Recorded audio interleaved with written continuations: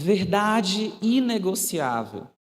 Eu gostaria de chamar a atenção hoje para a centralidade de Cristo diante das reivindicações de uma cultura contemporânea que é descrita desta maneira. William Temple, que é um arcebispo da igreja anglicana, ele disse o seguinte: o evangelho é verdadeiro em qualquer época e em qualquer lugar, ou ele não é um evangelho, muito menos verdadeiro. A verdade do evangelho é duradoura, é perene. Por outro lado, um monge budista disse que, ao analisar a igreja cristã para as religiões orientais, o cristianismo teria alcançado a fase de uma adolescência na qual o filho sente vergonha do pai e se constrange em falar dele. E muito embora nós tenhamos visto nos últimos tempos um crescimento caloroso, vertiginoso do movimento evangélico no país, nós somos um país essencialmente cristão, mas infelizmente nós não podemos desconsiderar a realidade de igrejas que são formadas, compostas por pessoas que não conseguem externalizar, que não conseguem justificar a razão de sua fé. Infelizmente, nós vivemos em um contexto em que as pessoas não valorizam as verdades mais profundas do Evangelho. E o nosso sermão, ele vai, como eu sempre tento fazer, partir de uma pergunta central. E a pergunta é: o Evangelho de Jesus ainda se aplica aos dias atuais e a todas as pessoas? Por mais que essa pergunta, que a resposta a essa pergunta nos pareça óbvia, não é bem assim que o mundo enxerga. E é importante que nós, enquanto pessoas que não somos do mundo, mas que estamos no mundo, precisamos conhecer essa realidade para poder enfrentá-la, para poder nos contrapor a essa realidade. Nós vemos então num contexto de insegurança crescente. Insegurança acerca da nossa identidade, insegurança acerca da nossa fé, insegurança acerca daquilo que nós cremos e daquilo que nós somos. O mundo hoje é formado por pessoas que não têm segurança em si mesmas. Além disso, a gente parte de uma religião que é pautada pelo conhecimento limitado. Até há algum tempo, quando você via uma pessoa que se identificava como cristã, essa pessoa ela tinha um fundamento muito sólido sobre sua fé. Os adventistas do sétimo dia, durante muito tempo, foram reconhecidos como o povo da Bíblia. E, infelizmente, nós vivemos em tempos em que o estudo da Bíblia tem diminuído cada vez mais e os fundamentos da nossa fé têm se tornado cada vez mais enfraquecidos. Esse é o contexto em que nós vivemos. E tudo isso também não deixa de ser importante destacar a ausência de convicção quanto àquilo que o Evangelho ensina. Muitas pessoas querem ter o nome de cristãos, muitas pessoas querem seguir uma religião, mas elas não fazem isso com convicção. Muitas das vezes fazem por pressão social, por interesse, por desejo de status, ou por qualquer outra coisa, por conveniência, por qualquer que seja. Falta convicção quanto àquilo que o Evangelho ensina. Isso vem de uma cultura que os sociólogos vão denominar de cultura pós-moderna. Acredito que todos vocês já tenham ouvido falar esse termo, cultura pós-moderna, e para alguns, mais especificamente um sociólogo polonês, que faleceu em 2016, Zygmunt Bauman, a gente já não viveria mais nem mesmo no pós-modernismo, e sim na modernidade líquida. Um tempo em que as coisas são fluidas, não são feitas para durar. A verdade é negociável, é relativa e depende do interesse de cada um. As próprias identidades são fluidas, são mutáveis e são frágeis. O pós-modernismo é uma corrente filosófica que vem dominando o pensamento ocidental há cerca de pelo menos 60 anos. E ele propõe que a realidade é uma construção mental e que, portanto, não há uma verdade objetiva ou universal. E, como resultado, a noção de verdade passa a ser fluida, subjetiva e pessoal. Vivemos em um tempo em que as pessoas normalizaram a ideia de falar na minha verdade e na sua verdade, e não na verdade. Como eu disse, muito embora nós não sejamos do mundo, nós estamos nele e precisamos conhecer essa realidade. Muitas pessoas hoje veem a verdade como algo relativo, como algo que pode ser moldado de acordo com aquilo que ela própria pensa. É difícil negar a veracidade dessas afirmações. Os cristãos contemporâneos, especialmente os mais jovens, têm demonstrado uma crescente insegurança em relação à fé, sendo muitas vezes incapazes de afirmar abertamente que creem em Jesus como Senhor de sua vida. E esse fenômeno pode ser explicado em parte pela falta de conhecimento pessoal do Evangelho, mas também pela ausência de convicção quanto àquilo que o Evangelho ensina. Vivemos em um contexto extremamente difícil de vivermos de forma integral e sólida a nossa fé, porque o mundo deseja a todo custo que a nossa fé seja mutável, seja maleável, seja líquida. E não é isso o que Deus deseja para nós. O pós-modernismo prega a rejeição da verdade como um valor objetivo. A verdade deixa a esfera da objetividade e passa para a subjetividade. Eu não tenho mais a crença em algo que independe daquilo que eu creio. Não. Agora eu creio na minha verdade e a outra pessoa crê na sua própria verdade. O pós-modernismo também afirma que tudo é legítimo e nada deve ser imposto. Alguém não se identificou com esses discursos até agora? Acho que todo mundo já deve ter ouvido essas falas, né?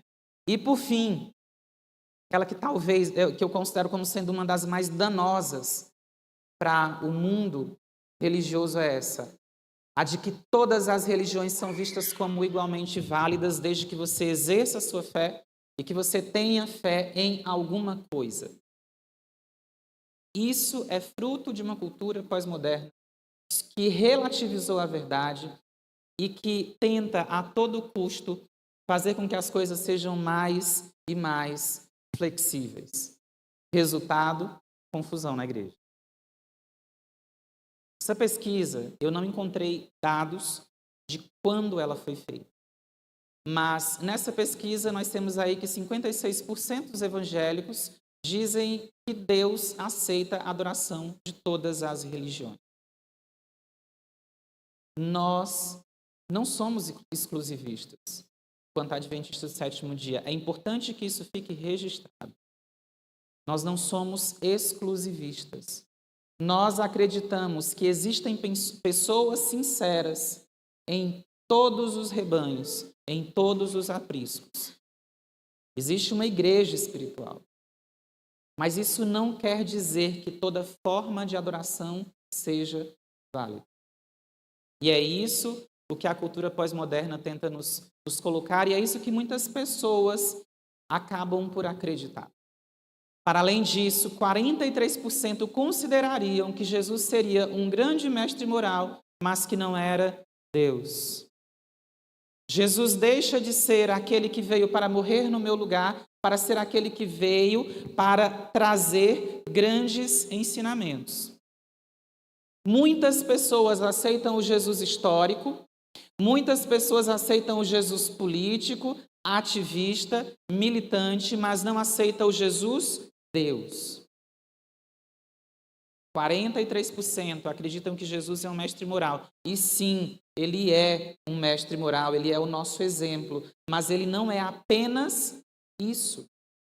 Eis aí o problema. Quando nós colocamos Jesus apenas como um mestre moral, nós o estamos igualando a diversos outros mestres morais que existiram e que, para o real problema da humanidade, que é o pecado, não trouxeram a solução. Foram pessoas excelentes, pessoas exemplares que devem sim ser imitadas, mas que não salvam. Nós jamais devemos nos esquecer que Jesus, para além de um grande mestre, foi e é Deus. Esse é um outro ponto relevante. E aí, nós vamos ver que nesse cenário, Jesus deixa de ser o centro da fé. A sua morte e ressurreição são relegadas a um segundo plano. A ênfase passa a ser dada a questões como engajamento político, ecologia, racismo, desigualdade, que embora sejam importantíssimos, não podem substituir a centralidade de Cristo na fé cristã. Quem tem rede social deve ter visto que nos últimos dias viralizou a fala da pastora, acho que Helena Raquel. Não, acho que é esse o nome. Quantos aqui viram a fala daquela pastora pregando no Congresso de Gideon? Eu achei muito pertinente aquela fala. Eu achei tão pertinente que eu fui procurar o sermão no YouTube e eu assisti ao sermão por completo. E recomendo assistirem. A igreja precisa, sim, preocupar-se com as causas sociais, com as causas políticas, com as causas ambientais, mas a igreja não deve se confundir com uma ONG. Porque se nós colocamos isso acima da necessidade de salvação, que é o propósito da igreja, ela deixa de ser um lugar em que as pessoas buscam a Deus para ser uma ONG. E nós não podemos permitir que isso aconteça conosco. Esse processo leva a um cristianismo diluído, sem a clareza e a exclusividade proclamadas por Jesus e pelos apóstolos. Nós jamais devemos nos esquecer que, muito embora todas essas pautas sejam importantes, a centralidade da nossa crença, do nosso evangelho, está em Cristo e em quem Ele é. Muito mais do que um simples mestre moral, do que um grande político, do que um mártir, Jesus é Deus, o Deus encarnado que veio morrer no nosso lugar, pelo nosso pecado, para que nós pudéssemos ter vida por meio dele. É isso o que nós não podemos nos esquecer. E diante desse cenário, quando a gente olha para uma igreja dilacerada, vivendo num contexto completamente deturpado, nós precisamos então voltar os nossos olhos para o exemplo apostólico, porque ali, com certeza, nós encontraremos exemplos práticos e claros de como a igreja deve se comportar nesses últimos dias. Atos, no capítulo 4, quem estiver com a sua Bíblia em mãos, abra por gentileza em Atos dos Apóstolos, no capítulo 4.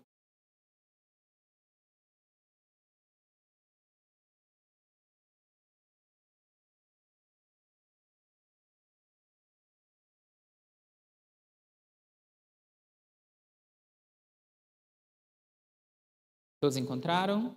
Atos capítulo 4. Nós temos aqui o relato de Pedro e João, que fazem um discurso no conselho de líderes e de forma muito corajosa, Pedro defende a sua fé dizendo: enquanto falavam ao povo, Pedro e João foram confrontados pelos sacerdotes, pelo capitão da guarda do templo e por alguns saduceus. Os líderes estavam muito perturbados porque Pedro e João ensinavam ao povo que em Jesus há a ressurreição dos mortos. Eles os prenderam e, como já anoitecia, os colocaram na prisão até a manhã seguinte. Muitos que tinham ouvido a mensagem creram, totalizando agora cerca de 5.000 homens.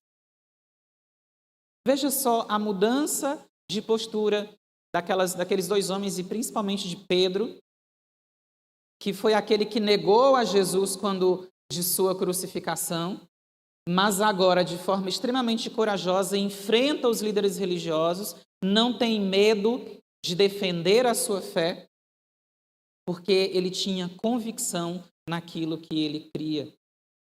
O livro de Atos, depois da descida do Espírito Santo, começa com o relato de Pedro fazendo seu discurso e mais de 2.000 pessoas sendo batizadas. Pedro se torna um exemplo para nós de coragem e de convicção naquilo que nós devemos crer. A Igreja Apostólica tinha uma compreensão clara e inabalável da verdade do Evangelho. E o motivo dessa intrepidez era a ressurreição de Jesus. O evento mais significativo da história que transformou a vida dos apóstolos e os capacitou a proclamar as boas novas com firmeza, independentemente das ameaças. A crença e a certeza na ressurreição, tanto é que Paulo vai dizer que sem a esperança da ressurreição é vã a nossa fé. E foi essa esperança que fez com que aqueles homens saíssem da condição de covardes para corajosos, de temerosos para intrépidos, de incapacitados para capacitados, cheios do Espírito Santo. Esse é o exemplo apostólico que nós temos e esse é o exemplo que nós precisamos seguir. E quando nós olhamos para a igreja cristã, a cristã dos primeiros dias, a igreja primitiva, nós vamos ver que ela tinha essa fé porque ela sabia em quem ela cria. Jesus nunca deixou margens para dúvidas acerca de quem ele era. Lá em João capítulo 6, o verso 35, o que ele disse? Eu sou o pão da vida. Jesus nunca deixou dúvidas acerca de quem ele era e do seu ministério. Noutra oportunidade, Jesus vai dizer, eu sou a luz do mundo. E noutra oportunidade, ele vai dizer, eu sou o caminho e a verdade e a vida. Por que a igreja primitiva era intrépida, era corajosa para anunciar o evangelho? Porque ela sabia quem Jesus era. E ela cria nesse Jesus que era o pão, que era o caminho e a verdade e a vida.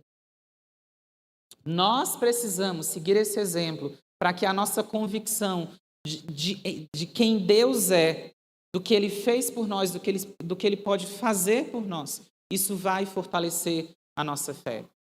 É por isso, olha só o que a gente tem aí em 1 Timóteo, capítulo 2, o verso 5.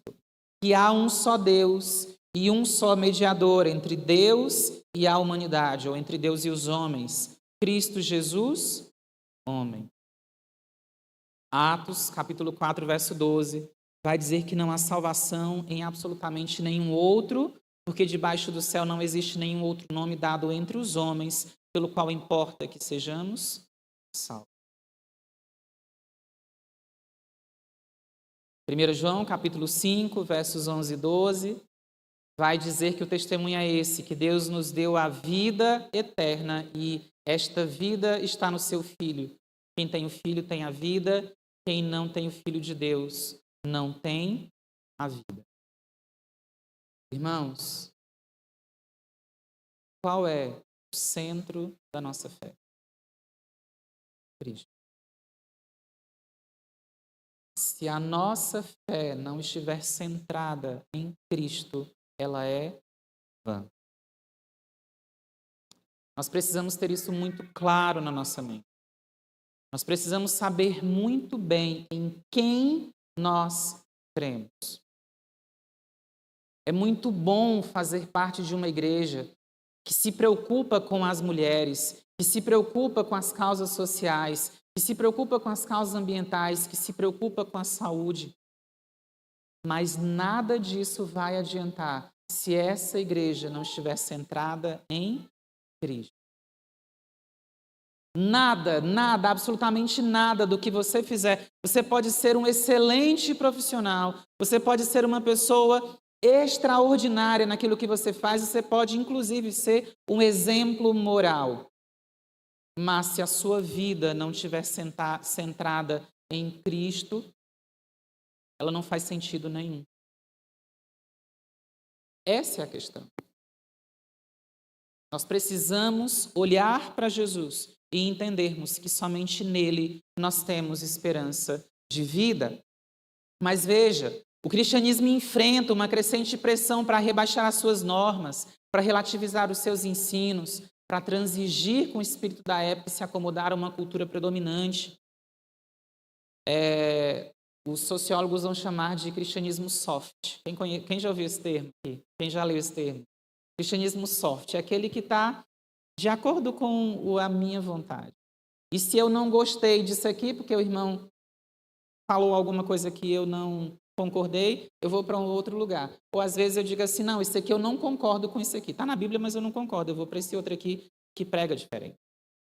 Essa é a pressão que o cristianismo sofre.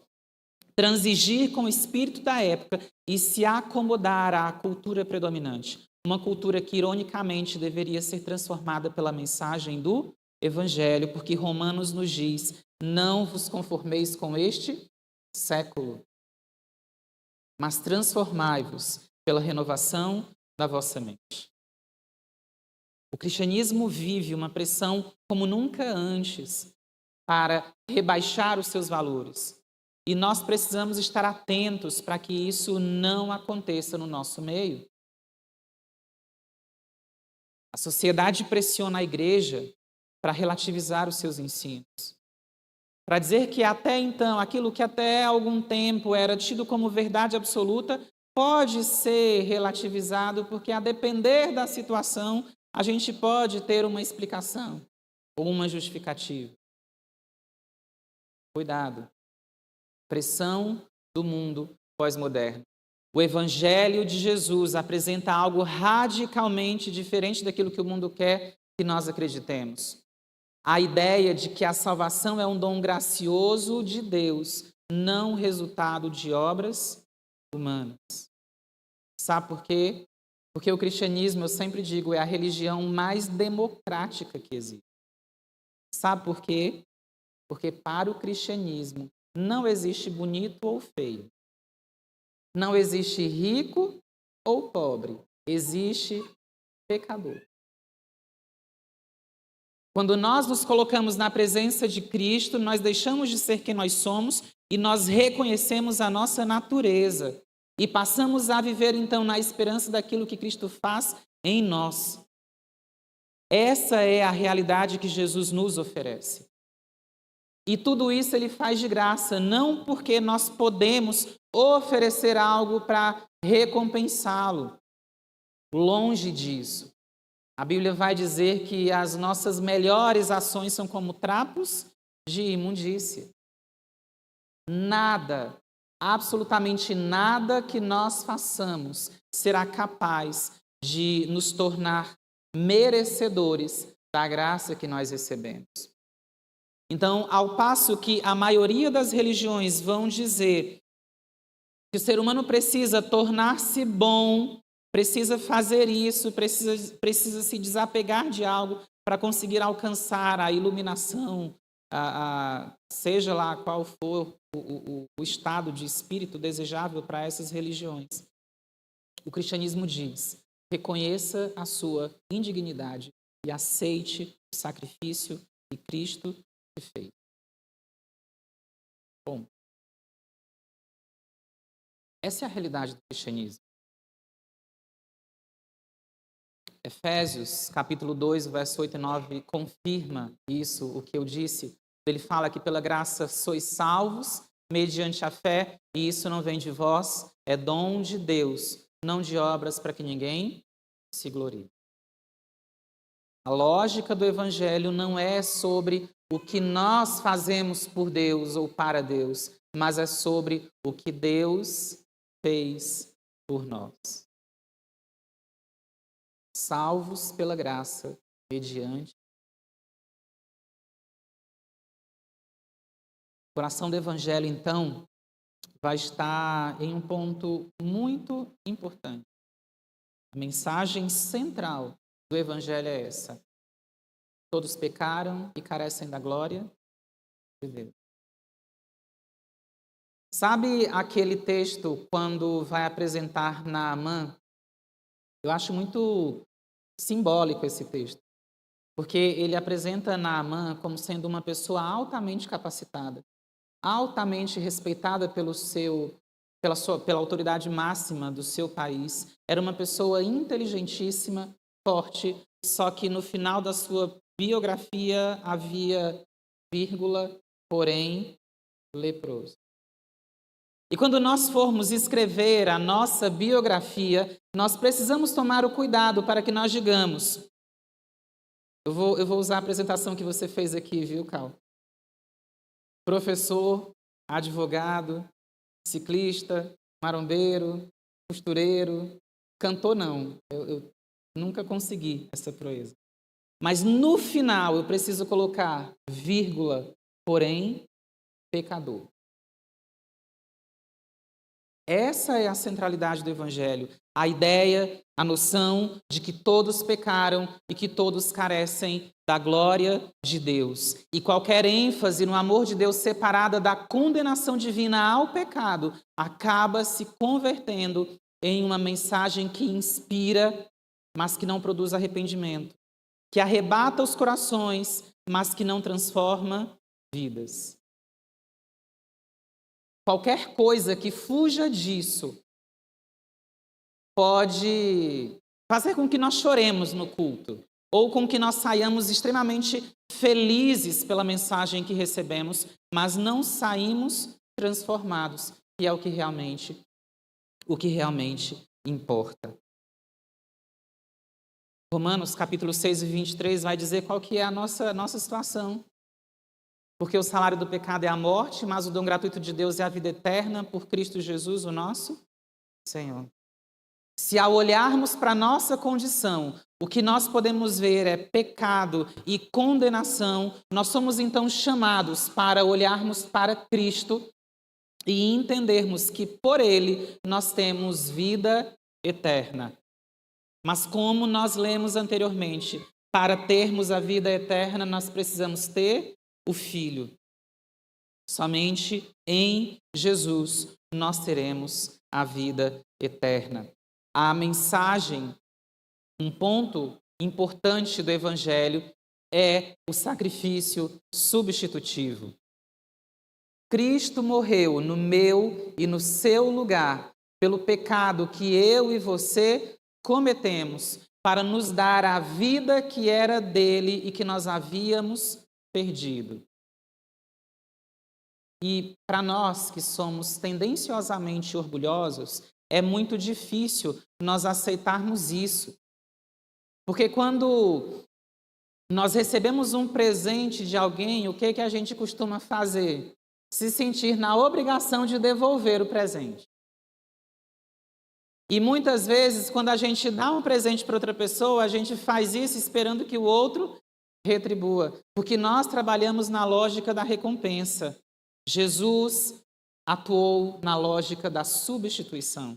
Ele sabia que não havia em nós absolutamente nenhuma possibilidade de, por nós mesmos, pagar a pena, a culpa pelo pecado. Então, ele toma o nosso lugar. Ele morre a morte que era nossa para nos dar a vida que era dele.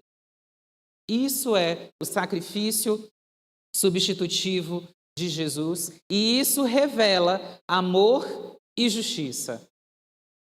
Amor porque demonstra que Deus não abandonou a sua criação da forma como ela ficou depois do pecado. Deus amou ao mundo de tal maneira que deu seu Filho unigênito para que todo aquele que nele crê não pereça, mas tenha vida eterna. Porém, nós precisamos entender que esse amor anda acompanhado de uma justiça que não aceita o pecado. E é por isso que Jesus morre no nosso lugar por amor, porque ele não consegue aceitar o pecado. E por fim, o arrependimento. como necessário para a nossa salvação. O reconhecimento da nossa condição, da nossa necessidade e principalmente do que Cristo pode oferecer por mim e por você. Essa é a verdade que nós precisamos ter em mente todos os dias. Somos pecadores, mas em Cristo temos esperança de vida eterna. Não porque sejamos pessoas boas, mas porque Cristo nos transforma em novas criaturas. E cientes de que essa transformação só vai ser finalizada na eternidade. Então, enquanto nós vivermos aqui, ainda precisaremos conviver com inúmeras situações de pecado. Colossenses, capítulo 1 e o verso 20 vai dizer que, com efeito, e que, havendo por ele feito a paz pelo sangue da sua cruz, por meio dele reconciliasse consigo mesmo todas as coisas, tanto as que estão na terra como as que estão nos céus. O ministério de Cristo é um ministério de reconciliação.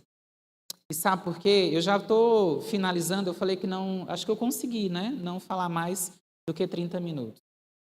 Não sei, eu não olhei, tá? Mas depois eu olho. A mensagem do Evangelho é importante, porque Cristo foi e é o ponto central dele. E se nós queremos ter uma fé sólida, viva, eficaz, efetiva, nós precisamos crer, conhecer e termos convicção de quem Ele é. O cristianismo é baseado nisso. A essência do cristianismo é nós entendermos quem é Jesus e o que Ele fez e faz por nós.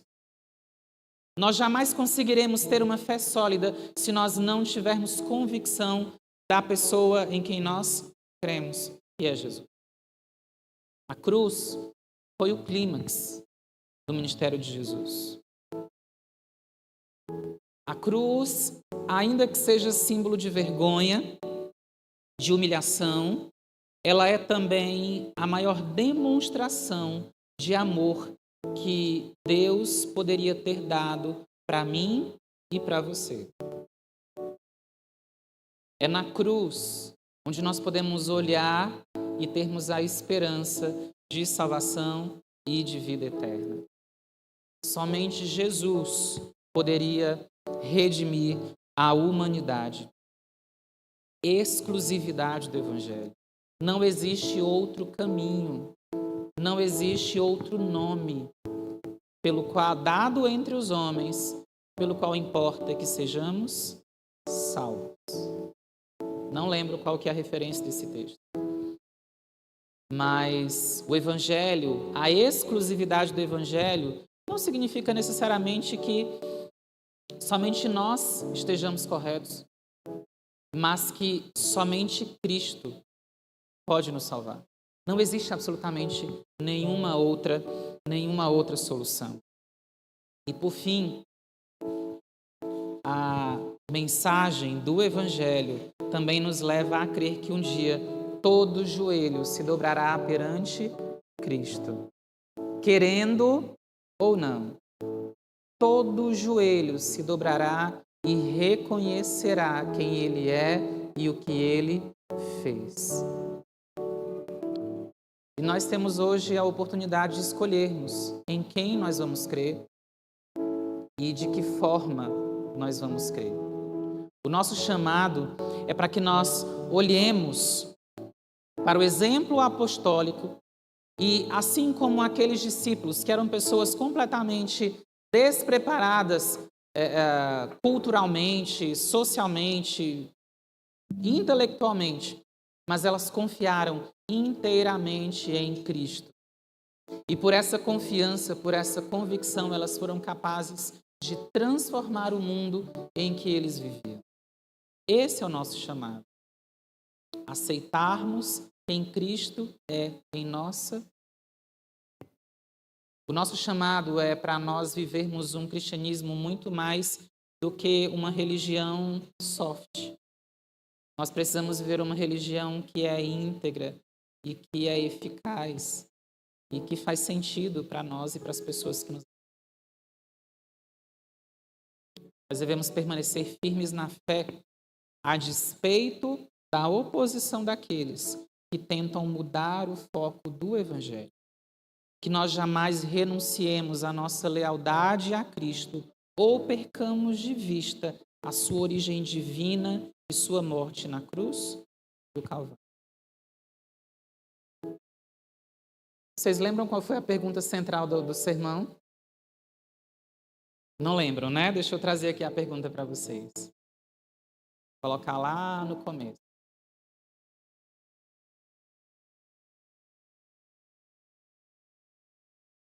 O Evangelho de Jesus Cristo ainda se aplica aos dias atuais e a todas as pessoas?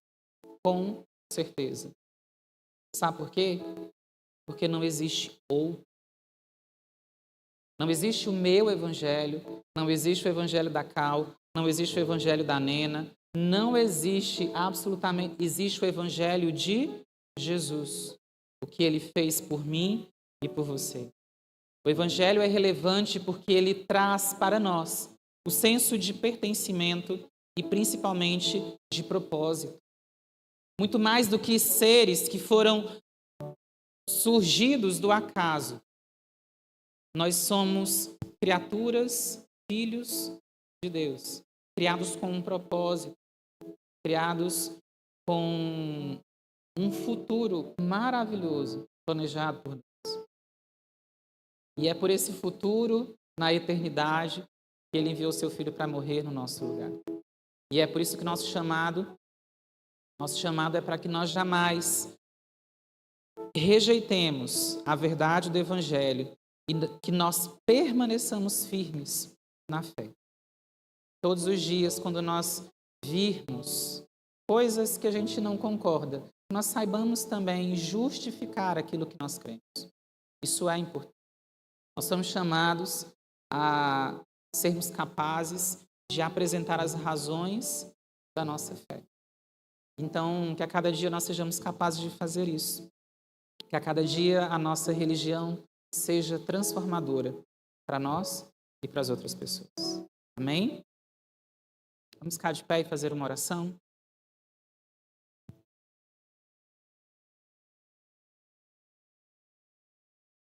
Querido Deus e amado Pai, nós te agradecemos pela tua palavra, te agradecemos pelo Evangelho que nos é oferecido, por essa boa nova de salvação, que é o que Cristo fez por nós, morrendo na cruz do Calvário e nos oferecendo vida quando o que havia para nós era morte e condenação. Que a nossa fé seja viva, vibrante, firme e convicta em quem Cristo é. E que nessa certeza nós vivamos e nos movamos e também influenciemos as outras pessoas e possamos também trazê-las para perto de Ti. Pelo nosso exemplo, pela nossa convicção, nós sejamos testemunhas do Teu reino aqui na terra, enquanto aqui vivermos, mesmo em um mundo que relativiza a verdade, que nós sejamos arautos da verdade, que é Jesus. Perdoa os nossos pecados, leva-nos de volta para casa. Esteja com os irmãos que nos acompanham pela internet de todo o Brasil, que nesse momento eles estejam também com o coração voltado para Ti, que essa mensagem transforme, convença e principalmente leve a uma mudança de postura diante de Ti, diante daquilo que nós temos feito até então. Perdoa os nossos pecados e nos leva de volta para casa, é o que te pedimos no nome de Jesus.